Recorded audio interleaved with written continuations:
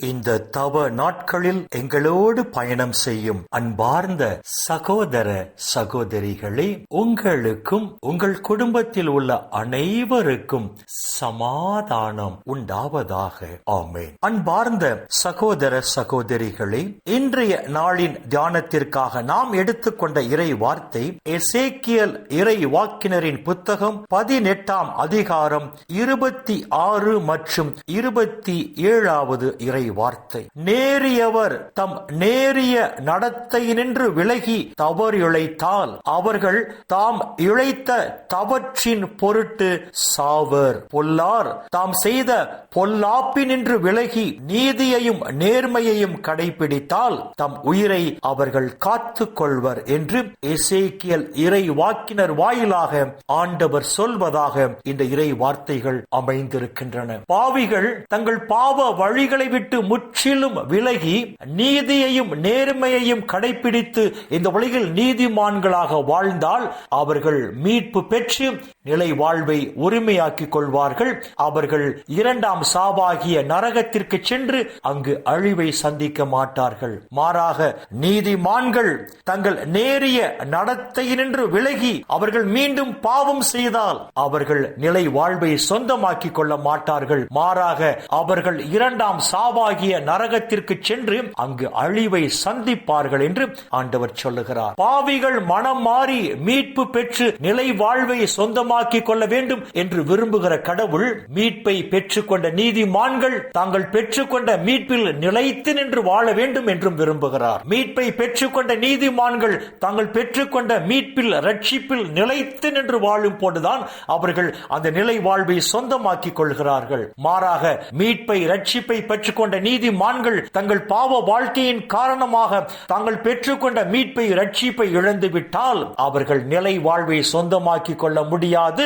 அவர்கள் நித்தியத்திற்கும் சென்று அழிவை சந்திக்க நேரிடும் என்றுதான் இந்த இறை வார்த்தைகள் தெளிவாக எடுத்து சொல்லுகின்றன. எனவேதான் புனித பேதுரு தான் எழுதிய 2ஆம் திருமுகம் 2ஆம் அதிகாரம் 20ஆம் இறை வார்த்தையில் இவ்வாறு சொல்லுவார்: மீட்பை பெற்றுக்கொண்ட மக்கள் மீண்டும் பாவம் செய்து தாங்கள் பெற்றுக்கொண்ட மீட்பை இழந்து விட்டால் அவர்கள் பின்னைய நிலைமை முன்னைய நிலைமையை விட மோசமானதாக கேடு உள்ளதாக இருக்கும் என்று அங்கு பேதுரு சொல்லுவார். புனித பவுல் எபிரேயருக்கு எழுதிய திருமுகம் 6ஆம் அதிகாரம் 4, 5, 6 இறை வார்த்தைகளில் இவ்வாறு சொல்லுவார்: மீட்பின் வழியாக ஒளியை பெற்று தூய ஆவியை கொடையாக பெற்றுக்கொண்ட மக்கள் மீண்டும் நெறி தவறி பாவம் செய்வார்கள் என்று சொன்னால் அவர்கள் மனம் மாறி மீண்டும் புது வாழ்வு பெறுவது கடினம், அரிது.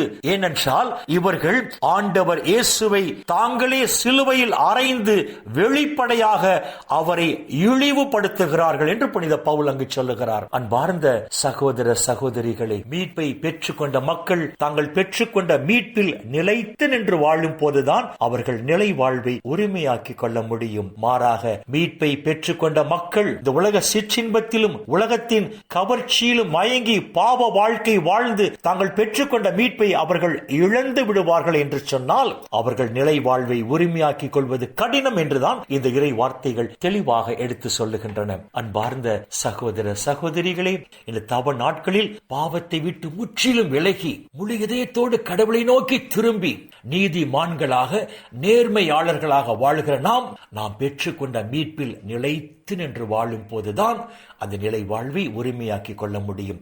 எனவே இந்த தவ நாட்களில் மனம் மாறி முழு இதயத்தோடு ஆண்டவரை நோக்கி திரும்பிய நாம் நீதிமான்களாக நேர்மையாளர்களாக வாழ்ந்து நாம் பெற்றுக்கொண்ட மீட்பில் நாம் பெற்றுக்கொண்ட ரட்சிப்பில் நாம் நிலைத்து நின்று வாழ்வோம். அப்பொழுது இம்மையிலும் மறுமையிலும் நாம் ஆசி பெற்ற மக்களாக வாழ்வோம். இந்த இறை சிந்தனைகளோடு நாம் ஜெபத்திற்குள் கடந்து செல்வோம்.